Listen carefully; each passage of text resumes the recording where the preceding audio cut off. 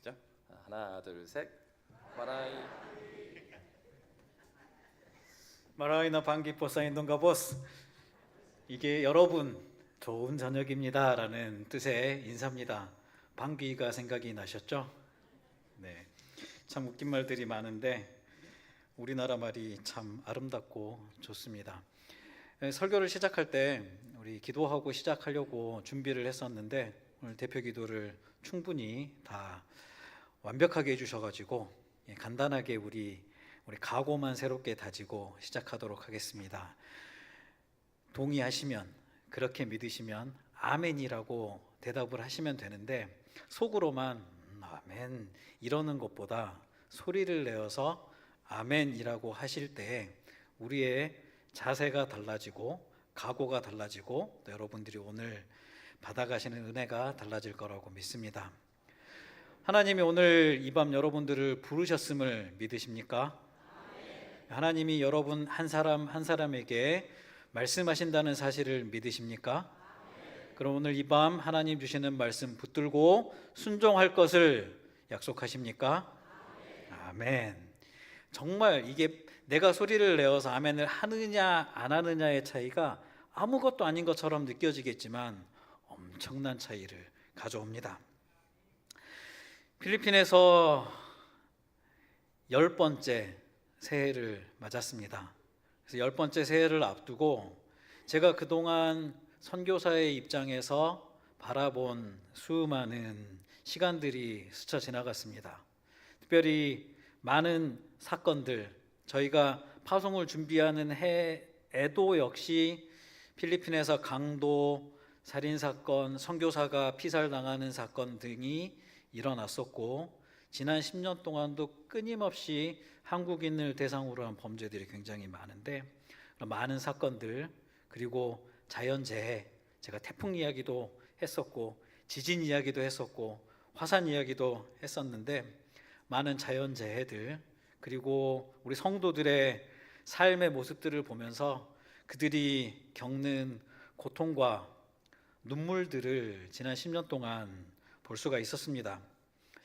그렇게 이제 10번째 새해를 맞이하면서 속으로 이제 이런 생각들을 많이 하게 되더라고요. 그동안 나는 무엇을 했는가? 우리는 지금 이곳에서 무엇을 하고 있는가?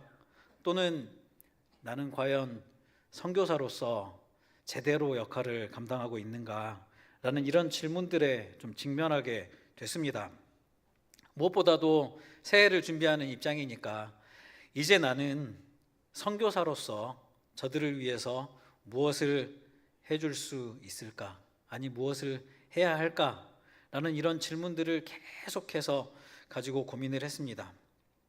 그래서 결론은 무엇이었냐면 이게 제가 재산이 많은 사람도 아니고 또 이 사람들에게 막 베풀어 줄 수 있는 어떤 그런 상황에 있는 것도 아니고 하나님께서 저를 목사로 선교사로 보내신 이유가 하나님의 자녀로서 우리 신앙의 근본적인 바탕이 무엇인지 하나님 백성들은 이 악하고 혼탁한 세상 속에서 어떻게 믿음을 지켜낼 수 있을지 또 우리 앞에 펼쳐지는 이 모든 사건들과 우리 힘으로는 어떻게 할 수 없는 이 세상의 거대한 유혹과 핍박의 한가운데에서 우리는 무엇을 붙들어야 되는가?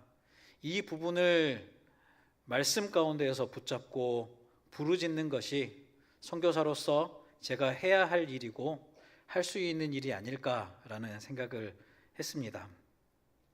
그렇게 기다리고 기도하고 준비하는 가운데 하나님께서는 욥을 통해서 우리에게 이미 하나님의 백성이 이 세상 가운데 어떻게 살아야 되는가, 우리가 이 세상에서 어떻게 서 있어야 되는가를 보여주셨구나 하는 사실을 깨달을 수가 있었고 그렇게 오늘 함께 본문 말씀을 통해서 은혜를 나누기를 원합니다. 성경에 기록된 이 욥이라는 이름을 들으시면 어떤 단어들이 생각이 나십니까? 욥이라는 이름을 들으면 일단 그가 당한 고난, 그리고 욥은 의인이었다라는 기록, 그리고 마지막에는 하나님께서 그가 잃은 모든 것들을 곱절이나 갚아주셨다라는 것들을 생각할 수가 있습니다. 잃었던 모든 것들을 갑절로 되돌려 받았기 때문에 그렇다면 욥기를 통해서 우리에게 전달하고자 하는 그 메시지는 고난이 찾아와도 믿음으로 견뎌라. 그리하면 하나님의 보상이 있을 것이다. 과연 이것일까? 라는 생각을 하게 됩니다. 유감스럽게도 욥기는 그것을 넘어서 보다 많은 것을, 보다 깊은 진리를 우리에게 전달해주고 있죠. 잠시 욥기 얘기를 떠나서 저는 지난 12일이죠. 월요일 아침 10시에 집을 나서서 11시 30분 국내선 비행기를 타고 마닐라로 갔습니다. 마닐라에 도착을 하자마자 터미널을 이동을 해서 2시 25분에 출발하는 국제선 비행기를 타고 인천으로 가기 위해서 부랴부랴 움직였어요. 시간이 매우 촉박해서 제가 티켓을 받으니까 5분 전, 티켓을 받고 부랴부랴 이민국을 통과해서 비행기를 타니까 제가 거의 마지막으로 탄 사람이더라고요. 그래도 성공적으로 비행기를 타고 인천에 저녁에 한 7시 반쯤 도착을 했을까요? 7시 반쯤 내려와서 버스를 8시 50분 버스를 타고 광주에 도착하니까 한 다음 날 자정 30분 정도 됐습니다. 부모님 댁에 도착하니까 1시 좀 직전이었는데 성공적으로 정말 제가 선교사 10년 만에 최단시간 이동으로 집에 도착을 했습니다. 15시간. 얼마나 가슴이 조마조마했는지 모릅니다. 중간에 약간 버벅대기라도 하면, 중간에 뭔가 지체라도 되면 비행기도 놓치고 집에도 못 가고 하는 그런 상황이었는데 15시간 만에 집에 도착했습니다. 성공으로 이끌어 주셔서 얼마나 감사했는지 모릅니다. 또 이렇게 간이 커져가지고 다음에도 똑같은 짓을 시도를 할까라는 생각을 하고 있는데, 제가 사실은 지금 우리나라에 있을 때가 아닌데 작년 10월에 다시는 하고 싶지 않았던 경험을 또 했습니다. 첫 번째 경험은 제가 다행히도 우리나라에 있을 때라서 병원을 찾아가서 좀 치료를 빨리빨리 할 수가 있었는데, 갑자기 잇몸이 욱신욱신 거리더니 부어서 입을 다물고 있으면 아파가지고 입을 벌리고 있어야 되는 그런 통증이 찾아온 거예요.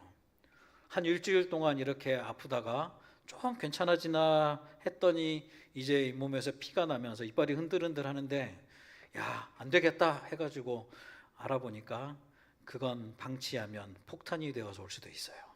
빨리 병원을 찾으세요. 그러길래 제가 연초 모든 일들을 일단은 정리를 해놓고 급하게 들어왔습니다. 어제 새벽에 도착해서 오늘 오전에 병원을 갔는데요. 의사 선생님이 오늘 치료받고 금요일 날 한번 또 치료받고 토요일 날 마지막으로 치료받으면 일단 끝날 것 같다고, 그렇게 해서 치료를 받고 다음 주 목요일 날 돌아가는 일정으로 이렇게 나왔습니다. 그래서 한편으로 생각을 해보니까 그런 생각을 하는 분들이 혹시라도 계실 것 같아요.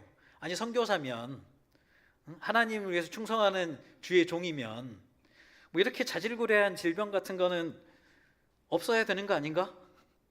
또는 그 정도 아픈 거는 기도하면 나아야 되는 거 아닌가? 이런 생각을 혹시 하는 분이 여기는 안 계실 거라고 믿습니다만, 인간적으로 생각을 해보면 그럴 수도 있을 것 같아요.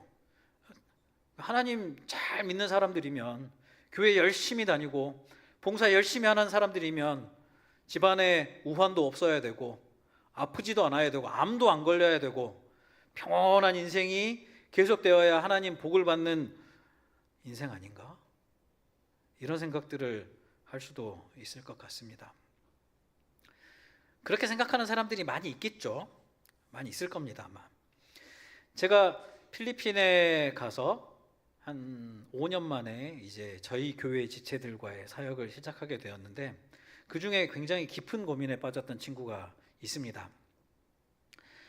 공부를 잘했어요. 공부를 잘하고 대학원도 잘 마치고 자격증 시험까지 잘 봐가지고 이제 필리핀에 우리 교통공사 같은 공기업에 취직을 했어요. 직장도 탄탄하고 그의 인생길은 이제 거칠 게 없었습니다. 그런데 얼굴에 근심이 너무 많은 거예요. 너무너무 근심이 많고 표정이 어둡고, 하루는 이야기를 해보니까 자기 하나님의 자녀로서 지금 이 회사에서 하고 있는 일이 도저히 용납이 안 된다는 겁니다. 도대체 뭐가 용납이 안 되냐? 그러니까 공기업이니까 이런 정부의 기금으로 공사를 하잖아요. 그런데 받은 만큼이 공사에 투입이 되는 것이 아니라 그렇게 부패와 이런 여러 가지 일들이 있는데, 이 기술자라는 자격증을 가진 시빌 엔지니어라는 사람들이 하는 일이 이 사람들이 저질러 놓은 불법을 서류상 합법으로 포장하는 거. 그러니까 자기는 하나님을 믿고 하나님이 도와주셔서 이 자격증을 가지고 좋은 회사에 취직하고 이제 인생길이 열렸다라고 생각을 했는데, 그 안에서 자기가 해야 되는 일은 거짓이요, 불법이요. 도저히 용납이 안 된다는 겁니다. 그래서 진지한 상담을 해온 그 친구에게, 그렇다면 그렇게 괴로운데 양심을 속여가고 신앙의 양심을 어겨가면서 그 직장에 있을 필요가 있겠냐? 아마 사람들은 미쳤다고 이야기할 수도 있다. 제정신이 아니라고 할 수도 있겠지만, 너희 부모님한테 뺨을 맞을 수도 있겠지만, 하나님이 다른 직장 예비하셨을 거라고 믿고 그 괴로운 현실에서 벗어나는 게 괜찮지 않겠나. 그 친구가 직장을 그만뒀을까요? 계속 다니고 있을까요? 몇 년 전에 이제 이런 일이 있었고요. 답은 나중에 선교조 오시면 말씀드리겠습니다. 작년에는 또 이런 일이 있었어요. 저희 학교에 교사로 근무하는 친구인데 은혜를 많이 받은 것 같아요. 그래서 학교에서 교사로 섬기는 시간 이외에 다른 모든 시간을 교회에서 씁니다. 찬양팀도 하고 주일학교 교사도 하고 개척교회 전도도 나가고, 아무튼 쓸 수 있는 모든 시간은 다 교회 봉사로만 쓰는 친구예요. 그런데 어느 날 이 집안의 가장 맞이되는 큰 아들이 이 친구를 불러다 놓고 이야기를 합니다. 지금 우리 가정의 형편이 이러이러하니 너는 투잡, 쓰리잡을 뛰어서라도 돈을 벌어서 부모님을 돕고 동생들이 공부할 수 있도록 돈을 대고 이렇게 해야 되지 않냐. 네가 지금 이럴 때가 아니다. 정신 차려라. 그래서 이 큰 아들과 이 친구와의 관계가 회복할 수 없을 정도로 멀어졌어요. 나는 그럴 수가 없겠어. 나는 이렇게 주님 섬기는 게 좋아. 그렇게 형제들 간에 갈등이 생기는 모습을 보면서 그 친구들 그리고 그 아래의 동생들이 너무너무 괴로워하는 모습을 봤어요. 좀 이해가 안 됐어요. 은혜를 받고 주님 섬기는 일에 모든 힘을 다 쏟는 이 친구가 왜 이렇게 핍박을 받아야 되고, 또 그 동생들은 왜 협박이 아닌 협박, 너희들 계속 이러면 내가 학비도 안 도와주고 내가 도와주는 거 없을 줄 알아? 이런 것 때문에 갈등을 해야 되는가. 이런 것들을 이렇게 여러 가지로 폭격을 하고 있습니다. 근데 가만히 생각해 보니까 저희도 그랬더라고요.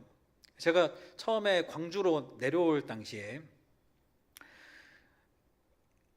방배동으로 월세집을 얻어서 이사 간 지가 한 5개월 정도 됐을 때 광주로 이사 오기로 결정을 내리고 그냥 이렇게 생각했습니다. 하나님께서 부르신 그곳에 말씀에 순종해서 가니까 비록 이 월세 계약이 앞으로도 1년 반이나 남았지만 하나님이 빨리 다른 세입자를 구해 주셔가지고 우리가 이 월세의 압박에서 벗어날 수 있게 해 주시리라. 하나님께서 인도하신 길 순종해서 갔으니까 다 책임져 주실 것이다라고 믿고 왔는데요. 그 뒤로 2년이 채워질 때까지 월세를 냈을까요? 안 냈을까요? 네, 이건 대답 드릴 수 있습니다. 끝까지 월세를 다 내고 월세 계획이 끝난 다음에야 저희가 자유로워질 수가 있었습니다. 선교지로 10년이 넘어서 겨우 응답받아가지고 파송받아서 갔는데 아무것도 보여주시는 게 없어요. 그리고 하나님께서 이 교회와 샬롬 비콜 베이스 아카데미를 섬길 수 있도록 해주셔가지고 이제 해야 되는 일들이 무궁무진하게 많은데 돌봐야 될 성도들 그리고 우리 학교를 발전시키고 보다 좋은 학교로 만들기 위해서 해야 되는 일들이 엄청나게 많은데 이상하게 기도한 일들에 대한 응답이 없어요. 제가 좀 성교비 더 많이 받아가지고 차도 좋은 차 굴리고 집도 좀 하나 사고 이러겠다는 게 아니고 이 사람들 한 사람 한 사람들이 고통 속에서 신음하는 모습을 보면서 하나님 도와주고 싶은데 어떻게 해야 될까요? 하나님 우리 학교가 도서관도 필요하고 교실 근데 하나님이 세워주실 줄 믿습니다라고 수년째 기도를 하지만 응답이 없어요. 이걸 어떻게 해석을 해야 될까요? 그래서 저도 모르게 선교사인데 믿음 하나로 살았다고 자부하는데 가끔씩 이렇게 튀어나오는 이 기도의 질문 중에 하나가 하나님 도대체 왜 이러십니까? 왜 응답을 안 하십니까? 도대체 왜? 이런 질문을 저도 모르게 던지고 있는 것을 볼 수가 있었습니다. 그렇다면 여러분들은 어떠십니까? 사정들은 다 다르기 때문에 그냥 요거 하나 딱 물어보겠습니다. 하나님 도대체 저한테 왜 이러세요? 이런 기도 드려본 적 혹시 있으십니까? 왜 저에게만 이런 시련을 주셔서 저 사람들은 다 잘 사는 것 같은데 저만 이럽니까? 또는 믿음 때문에 고난을 당하고 도대체 그러니까 내가 하나님 믿는다는 이유로 가족들에게 친척들에게 또 주위 사람들에게 손가락질 당하고 핍박을 당하고 그랬기 때문에 도대체 왜 하나님의 백성이 이와 같은 불의한 일을 당하는가에 대한 고민에 빠져본 적은 없으십니까? 우리가 하나님 자녀로 이 세상을 살아가는 한 아무리 못해도 1년에 한 수십 번 찾아올 겁니다. 믿음이 아주 좋을 때 모든 일이 아주 잘 풀릴 때는 누가 이런 질문을 하겠어요. 하지만 괴롭고 힘들고 아프고 사고를 당할 때 제가 얼마 전에 앞에 가는 트럭을 뒤에서 박아가지고 제 차가 박살이 났었는데요. 그 상황에 제가 한 생각 첫 번째는 야, 차는 이렇게 다쳤는데 나는 멀쩡하네. 첫 번째고 두 번째는 이 정도 사고가 났는데 앞에 트럭에 타고 있던 2명의 기사하고 동승자가 목을 잡고 들어눕지를 않고 그냥 합의금 수리비 얼마만 주면 갈게요. 그리고 가더라고요. 얼마나 감사했는지 모릅니다. 그래서 다행히 사람은 안 다치고 차만 고치고 끝났는데 그러니까 이런 여러 가지 일들 앞에서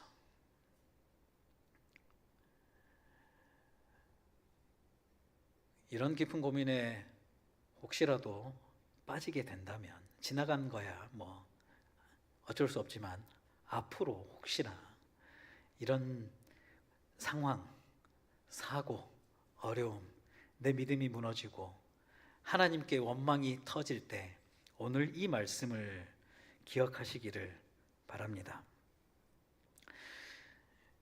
본문 말씀을 통해서 우리가 어떠한 믿음의 고백으로 하나님 앞에 설 것인가, 우리 믿음의 시련과 고난 앞에서 어떻게 믿음을 지켜낼 것인가, 소망과 확신을 얻으시기를 바랍니다.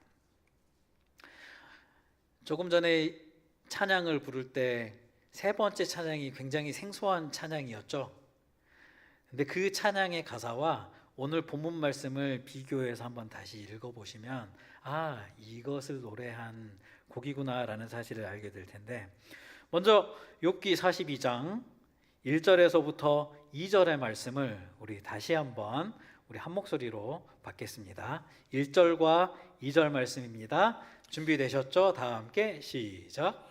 욥이 여호와께 대답하여 이르되 주께서는 못하실 일이 없사오며 무슨 계획이든지 못 이룰 것이 없는 줄 아오니.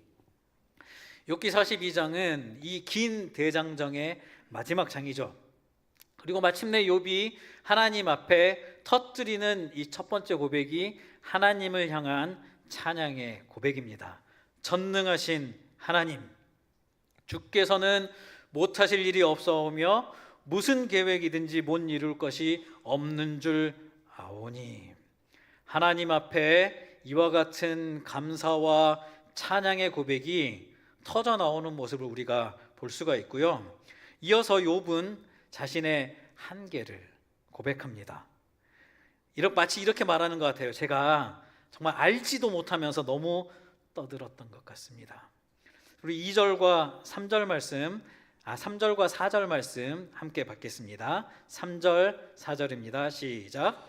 무지야말로 이치를 가리는 자가 누구니까? 나는 깨닫지도 못한 일을 말하였고 스스로 알 수도 없고 헤아리기도 어려운 일을 말하였나이다.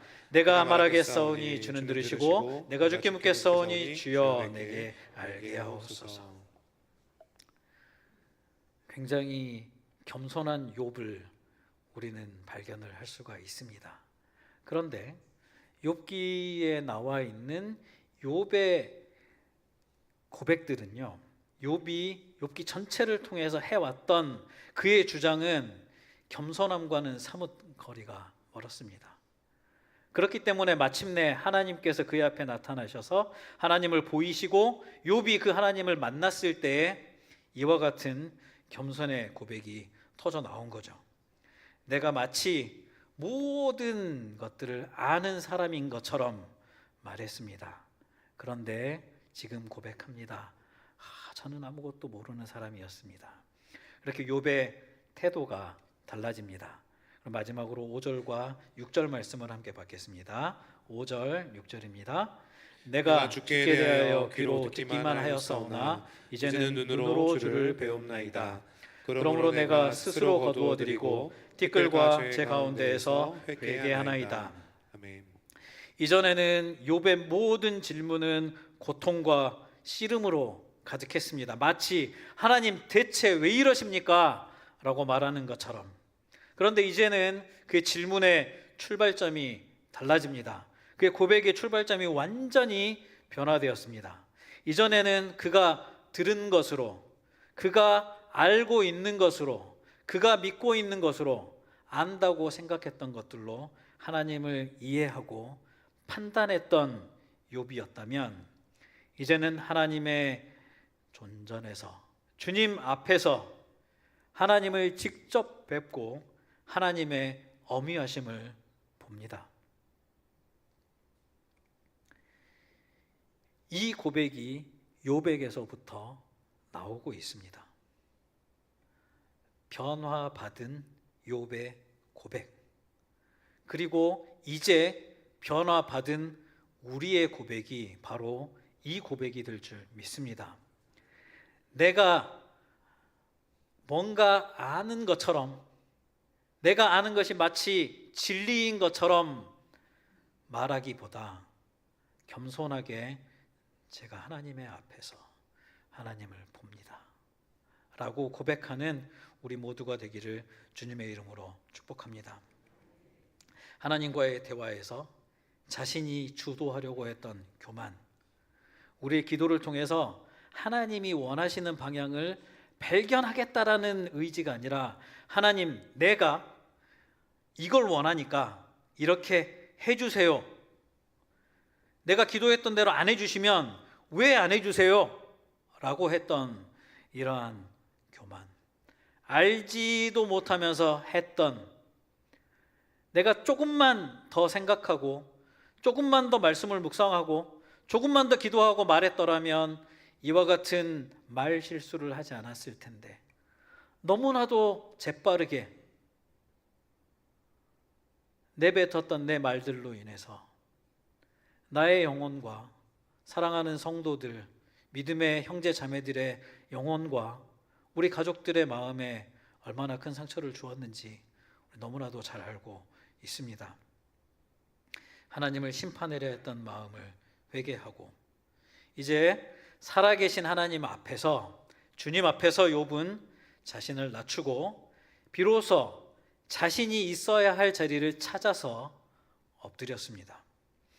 핵심은 바로 여기에 있습니다. 하나님을 경외하는 마음, 단순한 감정이 아니라 완전히 방향을 바꾼 우리의 믿음의 고백.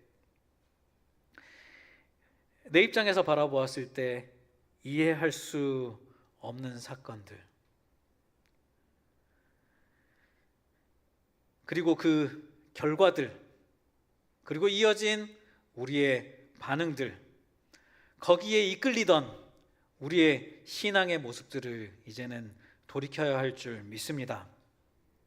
그럼에도 불구하고 하나님의 위대하심을 믿고 이해할 수 없는 사건들을 이해하려고, 그러니까 하나님 도대체 왜 그러십니까? 라고 이유를 알아내려고 애쓰기보다 하나님을 보기 원하는 열망으로 주어진 모든 상황을 믿음으로 받아들이며 하나님과 함께하는 그 기쁨을 찾아낼 수 있기를 주님의 이름으로 축복합니다.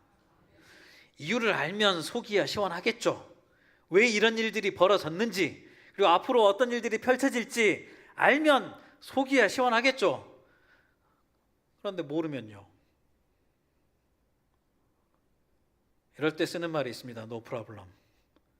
몰라도 이제는 전혀 문제되지 않습니다. 왜냐? 나는 하나님 앞에 서 있고 하나님은 하나님의 위대하심으로, 하나님의 어미하심으로 그의 일을 이루어 가시고 우리는 하나하나 펼쳐질 때마다 기뻐하고 감사하고 찬양하고 함께 달려나가는 그러한 은혜의 인생들 되시기를 주님의 이름으로 축복합니다. 기도하겠습니다.